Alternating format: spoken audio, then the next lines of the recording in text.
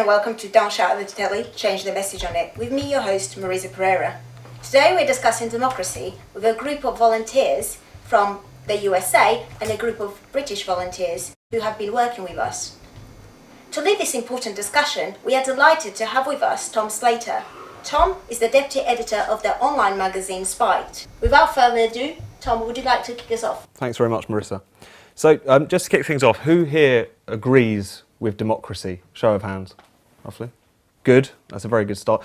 These days you'd be very hard pressed to find people who say they don't believe in democracy. Broadly speaking, it's seen as a good thing. It's the sort of thing that at the very least people feel the need to pay lip service to. You know, even Kim Jong-un, you know, the full name of North Korea is the Democratic People's Republic of Korea. But what I think we've noticed over the last couple of years is that a lot of elites, particularly in the West, claim to believe in democracy, but really don't. They are more than willing to kind of bask in the kind of glow of the word democracy. They're more than willing to pay lip service to it, but at the same time are very eager to limit what it actually means in practice. And I think that's something that's become more and more clear as we've had all of these populist revolts popping up across Western Europe as well as America in recent years. So just take the Brexit referendum. This was 3 years ago. It was the biggest democratic mandate in British political history. More people voted to leave the European Union than have ever voted for anything ever in this country. Now we're over 1,000 days since that referendum. We're still in the European Union. Brexit voters have been denounced as idiots, as racists, as rubes who are won over by demagogues, and there's a group of campaigners and MPs, the vast majority of which voted Remain, who have made it very clear that they'll do everything in their power to stop Brexit from happening. A second referendum now seems as likely as ever. In France recently, we've seen this populist revolt, this protest against the French President Emmanuel Macron with the Gilets jaunes movement, the yellow vest. They've been turning out for months on end, every weekend, filling town squares and streets in France's cities and towns, demanding that Macron go. And the response to this has been a media which has smeared them as far right, as deplorables in some respects. Macron sending in the police with tear gas and rubber bullets, and silence from a lot of Western commentators about this very authoritarian clampdown. In Italy, you've got a populist government there made up of a populist right party and a populist left party, which is in a constant battle with the European Union about what it, a democratically elected government, is allowed to put in its own budget. And in America, of course, there's Trump, who has faced, ever since he was elected, constant calls for him to be impeached. He's been the subject of this quite bizarre conspiracy theory that he's some sort of Putin-picked Russian plant, all of which I think is aimed very much at bringing him down. And whilst I think the American situation is very different to the Brexit votes, and Trump is a very particular character, odious and quite crooked in many respects, I nevertheless feel that a big part of the resistance, of the backlash towards him, is as much motivated by a disgust and an anger towards his voters as much as it is towards himself. But I think as unpleasant as all of this kind of elite sneering and condemnation of democracy in the electorate that we've seen over the past 3 years, especially to those of us who do believe in democracy, I think ordinary people are decent, good people on the whole. I think it's also been incredibly clarifying. I think it's shown us as Democrats what we're up against. And at the same time, I think it's also demonstrated that ordinary people, voters, are not going to put up with this kind of treatment anymore. They don't want to be patronised. They don't want to be told that their vote doesn't matter. And I think that's a really good thing. So in Britain, the Brexit spirit is showing no signs of dimming. Very recently we had the European Union parliamentary elections, shockingly, given we were supposed to have left by now. And the Brexit Party, a single issue pro-Brexit party set up just weeks before the election, won that election. Across Europe, we're still seeing voters in various countries deliver upsets to complacent political parties as well as to the European Union. And in America, though it is shackled, or at least associated for the moment, with Trump, with this kind of charlatan, there is still a populist sentiment there which has developed and has been cultivated, and more people are starting to realise that that's something to embrace. So what I think all of this shows really is that while the past 3 years have demonstrated that the elite definitely doesn't believe in democracy. Ordinary people, the demos, definitely do. And I think whilst some of us might dislike some of the parties, some of the politicians, some of the campaigners who have attached themselves to this democratic upsurge, that shouldn't be any reason to squander the opportunity that it presents us, which is to take this sentiment and shape it and harness it and use it as a means through which we can properly democratise our societies and rejuvenate our politics. And I think that's an opportunity that, if we are true democrats in this room, is one that we should relish and embrace. I was interested in your point, Tom, about how a lot of people now are very interested in democracy. But actually, a lot of these people that are coming to the fore that say they're Democrats, they actually don't give a damn about democracy. We now see that with the people's vote, which they invoke the idea of the people, they invoke the idea of democracy, giving a people a say. But people already had a say, and they're completely dismissing that. What they actually do is ruin democracy. So I wonder what you thought about that. I recently met a taxi driver who was very pro-Brexit, and the other day I also met a guy who's very anti-Brexit, and both of them were very opposing and very strong in their beliefs. However, they both believed in having a second referendum. So I'm just confused how that's democratic if that they both believe in democracy strongly, but the second referendum will be basically going against the first beliefs. So is that like anti-democratic? You mentioned how you thought that Trump and Brexit were two separate issues, even though people do tend to put them together. Why do you think that? Yes, on the question of Brexit and Trump, which I think is a really important one, because there is this tendency to lump them together. I can understand that comparison to some extent, largely because I think what they definitely shared was the response to them. You know, the knee-jerk reaction from people in the political establishment, as well as the media and the elite more broadly, which was shock, was horror, was denouncing the electorate, was questioning their motives, assuming that this was driven by the most basest instincts of racism and bigotry and xenophobia. I think that was something that they definitely did share. But I think the one thing that's important to make clear is that Brexit wasn't an endorsement of a particular individual, of a particular political party.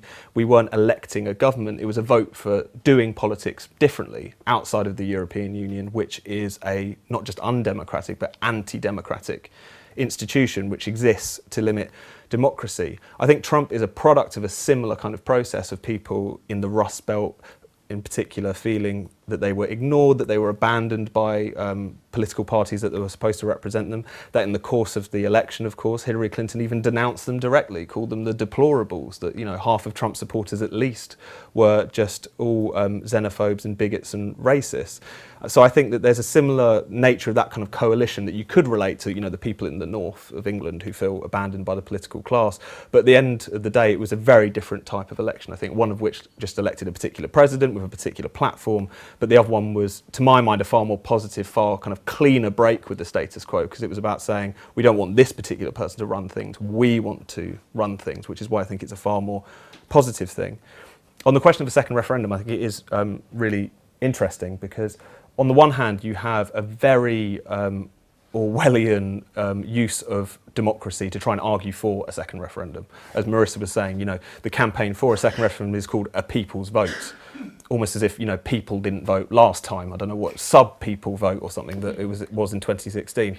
So you have this very conscious attempt to kind of distort what these words mean. There's this argument that the Remainers will make, which is that how could it be undemocratic to have another vote to ask the people again? But I think we can all recognise that the thing about democracy that makes it so meaningful and the reason people value it is it's not just about asking the people their view. It's not just about taking kind of an opinion poll. You expect it to go along with action, for your demand to actually be put into place. And I think having a second referendum before the first one is implemented in a key way is really the important thing. That's why it would be so anti-democratic to hold one before the first one had been implemented. It's interesting that you say that you'd actually met a pro-Brexit person who was more and more kind of warming to the idea of a second referendum, or actually in favour of it. And I think that's, broadly speaking, you do see that from time to time. It's definitely not the majority position amongst Brexiteers. But I think there is, because things have gone on for so long, because it's been, you know, over 1,000 days now since Brexit, and we've got no clue as to whether it's going to happen. It feels like things are going in the other direction. I think more and more people are feeling like they need to reassert their vote again, but it's probably definitely not a majority position. How do you think the democracy in the UK will differ from the USA? This is an interesting question as well, because I think, at least formally, we're supposed to live in democracies, but I think in both America and the UK, the way in which our democracies have developed have been built into the system ways in which actually limits the core thing, which is what democracy is supposed to be about, which is the people being able to decide. And there's different ways in which that happens, of course. In the United Kingdom, we not only have an incredibly dysfunctional first-past-the-post system, which can lead to a situation, as we saw in the 2015 election. We have the UK Independence Party, Eurosceptic Party. It came third in the vote share, and it only got one member of parliament, given the kind of quirks of our system. And also we have an unelected House of Lords, 800 appointees and hereditary peers who can make decisions without having any accountability to the electorate. And of course, the flip side in America, there's also questions about, again, even your upper chamber, which obviously is elected, the Senate, but was very much designed by the founding fathers. People like James Madison would make this argument that you needed an upper chamber which was more insulated from the public. They had longer terms. You had 2 senators per state, despite what the size of the population of the state is, very explicitly to guard against what they saw as the dangers of too much democracy. And I think the thing that it really reminds us is that democracy in both the US and the UK is kind of an unfinished revolution. The systems that we have, in many respects, were built on the defeat of the more radical pro-democracy forces in our 2 countries. They were kind of compromises struck with a restive electorate who were demanding more and more power, and then slowly the elite just gave them a little bit more. But I think what we're seeing recently with the reaction to Trump, particularly the reaction to Brexit, is that unfinished business has kind of come back to the fore. People are demanding more of a say, and the elite are showing that they're very unwilling to give it to them. You mentioned the House of Lords and the fact that they're able to make decisions without people's say, and sort of similarly to the royal prerogative, in the sense that the Queen can make decisions without our say. We saw that with Iraq, and I was just wondering, is it not anti-democratic to have the Conservative Party elect our new Prime Minister without our say, or is it democratic in the sense that we voted for the Conservative Party? What you're touching on there around voting systems, and whether, and I think we were talking about this earlier, across the US and the UK there are definitely inadequacies to the systems we use. Do you think fundamentally changing the electoral system we have in each country, so proportional representation in the UK and something in the US, would overhaul our democratic process sufficiently, or do you think that there are deeper things at the core of the democratic process in each country which need to be resolved? Some aspects of our politics which, like, fundamentally the Westminster model in the UK, is it broken? Is it actually fit for use? Previously there was a Facebook scandal regarding manipulating votes. So I was wondering how you think the US will handle that differently or perhaps similarly to the UK. Cool. So just on the question of voting systems first, because I think this is a really important point. I think that we do need fundamental reform. This is something I know a little bit more about in the UK, of course, but I think you can make the argument elsewhere as well. I think we do need proportional representation. I think we do need to abolish the House of Lords. I think we need to abolish the royal prerogative, as you were talking about. All of these kind of hangovers of a far more anti-democratic, in some cases kind of aristocratic era, need to be done away with in order to kind of clear the space for more things to happen. But at the same time, I think you're exactly right, is that it's not all just about the system. It's not all just about the template. The thing about democracy is it's not just about the process of going into a booth and putting a cross in the box. It's about there being a really lively democratic climate in which ordinary people are engaged, in which everyone feels like they have a stake in this, in which you have parties as well, or political movements at least, which reflect and kind of fit themselves around the interests and the ideas of specific movements in society. And I think the one thing that we are lacking at the moment is not only is our system broken, but it feels one of the reasons it's broken is not just because of the voting system, but also because the political parties that we've had for a very long time, at least about 100 years really, in terms of the 2 main ones, just do not reflect the electorates they were set up to represent. The Labour Party has abandoned many of its working class Leave voters. We're in a very strange position where the Tory party, the old party of the establishment, is shackled to this very radical project of Brexit. So things have gone a little bit haywire, but it's partly about overhauling the voting system, but it's definitely also about making sure that we have a politics that can meet that, because I think without one or the other we won't see fundamental change. I think the point about the internet and its kind of impact on democracy is an important one, and I also think it's. But I also think that the way in which this is discussed most of the time is incredibly in the negative, and also used to kind of basically as a means to try and delegitimise certain democratic votes that haven't gone the right way. So the Trump vote is a really good example. There's been a lot of discussion in the US about Cambridge Analytica, about the data mining of people's information, about using that to target ads at particular people, about Russian troll farms being set up to effectively bombard the electorate with certain messages. The implication always being that this was part of the reason that Trump won, just trying to delegitimise that vote in the first place. But the more you look into it, the more you realise that a lot of that stuff is really a bit of a crock. I mean, some of the research that's been done, for instance, into what Russia allegedly did during the election, they reckon they sent out loads of tweets, but it accounted for about 1% of all of the tweets about the election in the US. The idea that that could have swung it for Trump is, to my mind, incredibly ridiculous. It's also, there's been some interesting research to point out that Trump's core base, and it's quite true of Brexit as well, tend to be older, tend to be outside of metropolitan centres. These are the people least likely to be on social media, statistically speaking. So I think a lot of this discussion about it is frankly a little bit misguided. That being said, I think when we're talking about ways to open up democracy, to open up debate, I think the internet can be a brilliant tool for that. People should definitely be thinking about platforms that they could build, or things that we could use in order to rejuvenate democracy, or at least provide a kind of tool for people to discuss. But my worry is at the moment all of the discussion seems to be going the other way. It's about we need to clamp down on certain accounts. It's about we need to panic about Facebook ads because we think people are so stupid they'll just be swung by them. And if anything, it feels like we're going in the wrong direction, which is a big worry of mine, because if anything, the internet could provide another useful tool in which we can kind of rejuvenate politics and debate. It almost feels like the left-right kind of division is dead now, and the parties need to realign around issues. And I think for me nowadays, the biggest divide in our societies is whether you believe in our fellow human beings to think for themselves and have a stake in society, or you don't. I think that is the dividing line, the biggest one.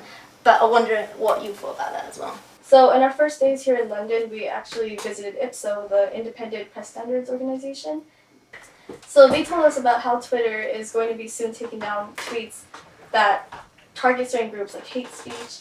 And I was thinking about how government leaders, especially like Donald Trump, are allowed to say certain things that maybe wouldn't legally qualify as hate speech, but they're very inappropriate to hear from, a world leader. Imagine if Queen Elizabeth were to say some of the things that Donald Trump says. A lot of people internationally see America as in standard or similar, see Americans as similar to Donald Trump, when he really does not represent all of us completely. He has said things that are largely offensive. And so my question is, would it be bad for us to also limit or filter things that world leaders like Trump, or maybe the next Prime Minister of the UK, could say?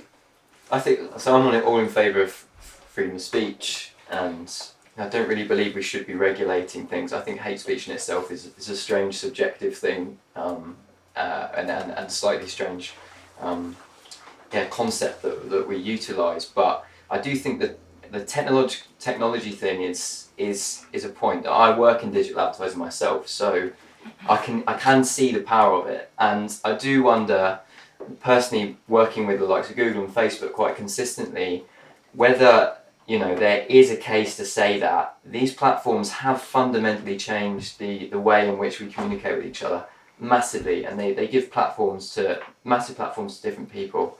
And I do think there is a nucleus of something there. Has a system in which our democracies function in changed so much that we do need to do something about it. We do need to realise that there is change there.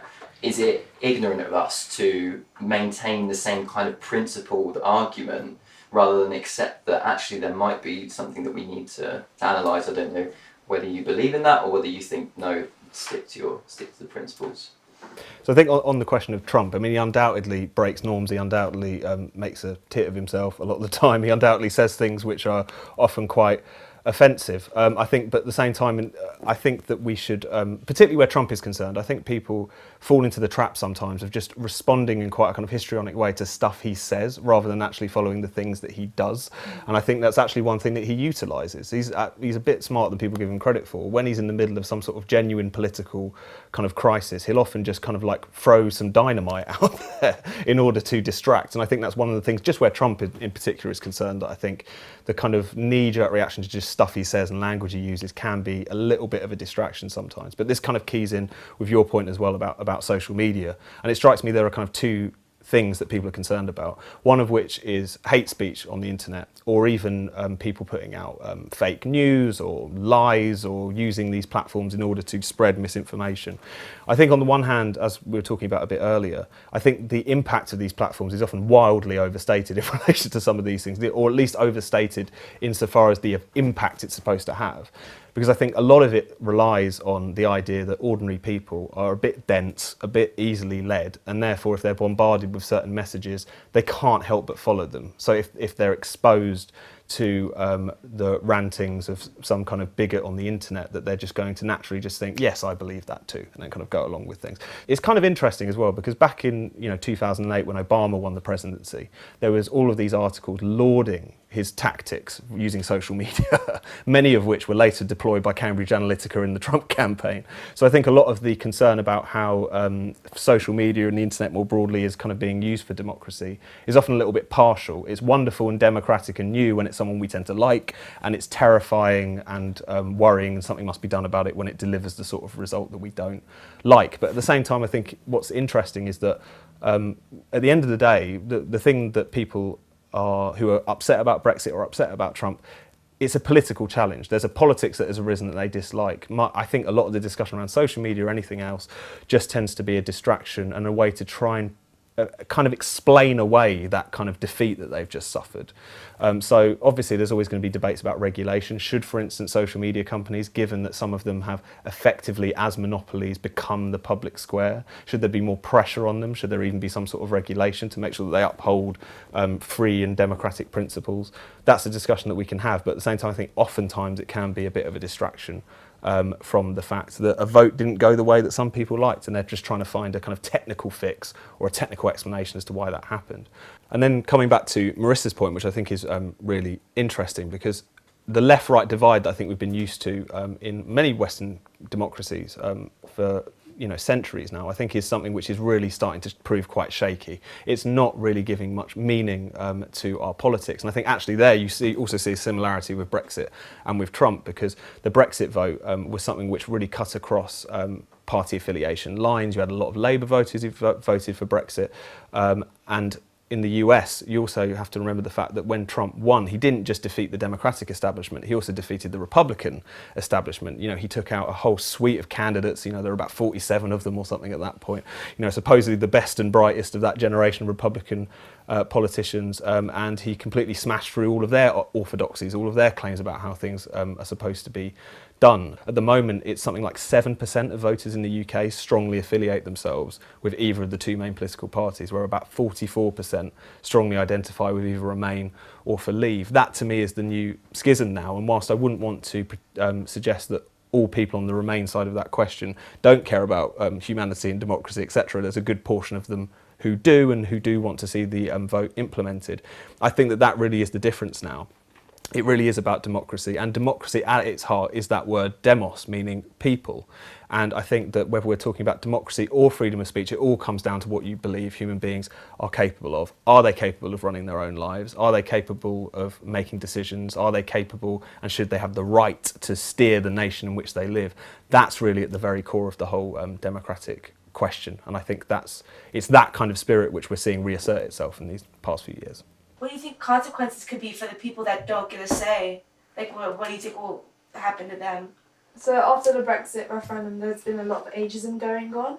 I mean, there was a tweet that I don't really remember word for word, but it was something along the lines of, if you go to a pro-Brexit rally, you'll take a mop and a bucket with you to clean up the piss. Because I think that if we don't give a voice to the elder people, then isn't that just going against democracy? Because democracy is giving a voice for all people. And I just wanted to know your thoughts on it.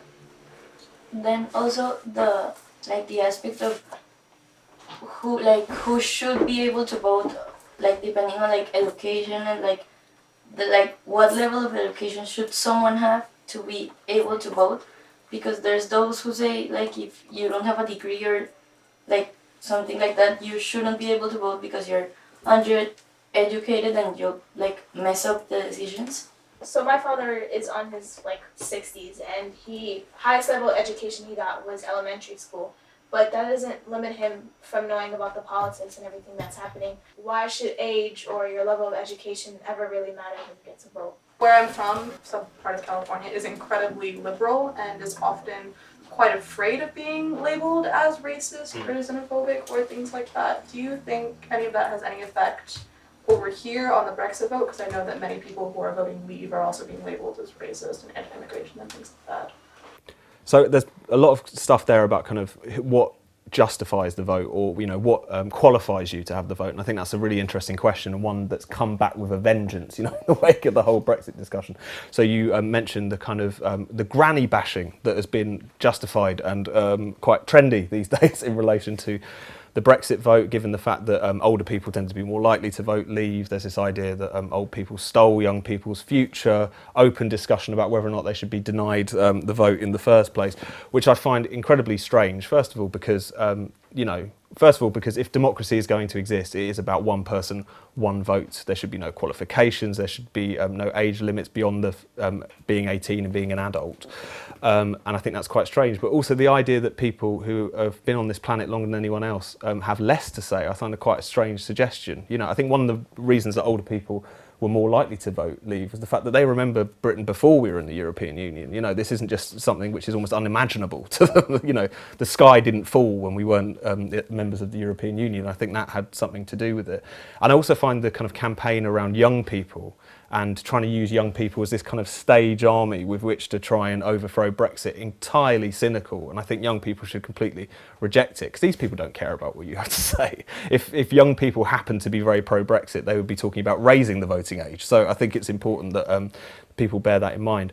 I think that the question about qualifications and education level, which both of you have raised here, I think is really important, because this is an argument that has been around for centuries.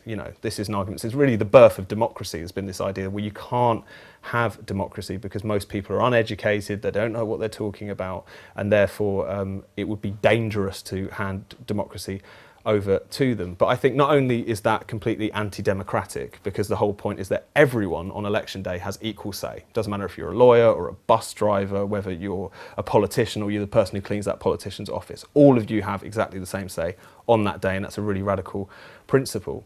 But also this idea that there's this kind of learned elite out there who are really switched on, really understand, make the best decisions. I don't think they've got a particularly good track record on this. You just have to look over the last, decade or so. If you think about something, we've talked a little bit about the Iraq War as well. This is something that the foreign policy establishment, large sections of the media thought would be an absolutely brilliant idea. It was really necessary to try and, spread democracy to this part of the world. It's plunged that part of the world into an even worse crisis.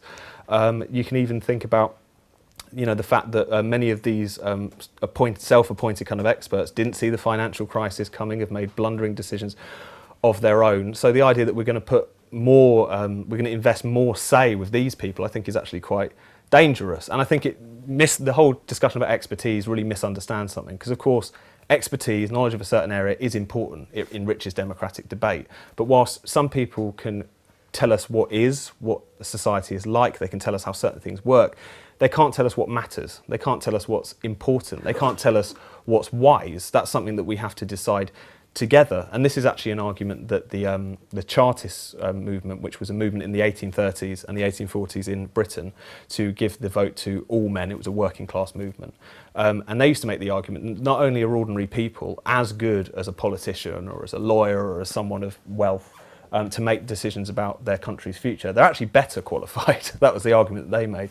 There was a line in a Chartist newspaper that said, because ordinary people feel where the shoe pinches them, they have direct experience and knowledge of how what is decided on high impacts their own lives and their own community. So the idea that we're going to dismiss that out of hand for the sake of throwing our lot in with experts who have got it wrong time and time and time again, I think is a major mistake. And I think not only undermines democracy, but also just ignores the fact that democracy and politics is not just about spreadsheets, it's not just about data, it's about making a judgment, it's about making a choice and being responsible for it. And I think that's something that all of us have to do together on an equal basis. Unfortunately, that's all we have time for. I would like to thank all our volunteers and Tom for a great discussion. And if you would like to get involved, email us.